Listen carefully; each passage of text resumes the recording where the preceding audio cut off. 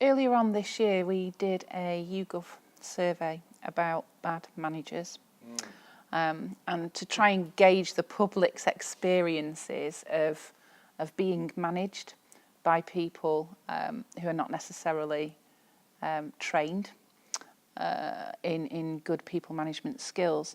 And the results were astounding, I think is the only way I can describe it. It was probably the hardest thing I've ever done in my entire career, was to sit and read the results of that survey report. And it kind of boiled down to a few obvious points, really. Bullying in the workplace was the biggest one.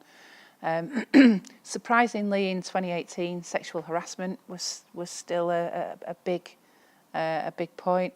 Alcoholism was another huge point. That was a big shock for me. But just people's behaviours in work when drunk.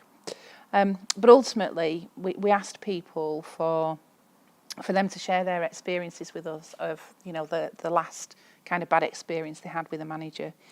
And there was just a lot of repetition of scenarios that people were going through. And clearly, you could see that there are lots of managers out there who are either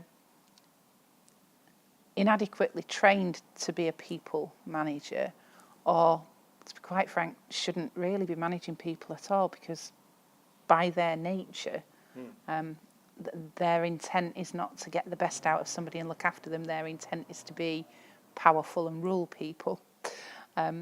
So I just want to kind of talk to you about how we train managers, because looking at the survey results, we're not doing it right in this country at all, and kind of what your thoughts are there on what employers ought to be doing that perhaps isn't happening today.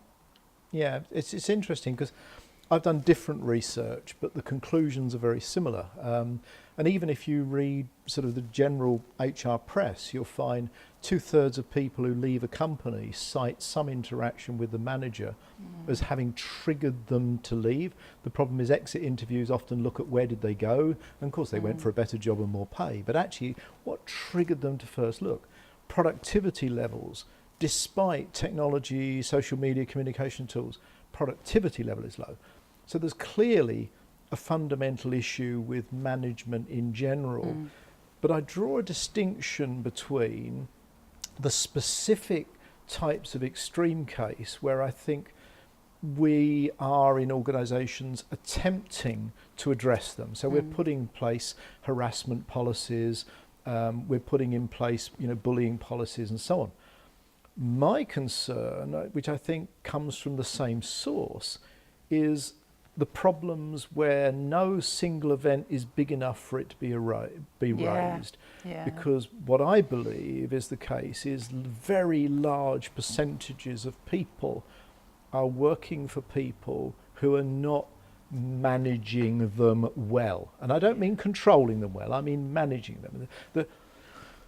When you become a manager, you take responsibility not just for getting the work done, you take responsibility for the well-being of that individual. And not just when they're at work. If I'm a manager and during the day my behaviour makes the experience of one of my staff unpleasant, they take that home. Yeah, that affects their relationships, their children, their partners.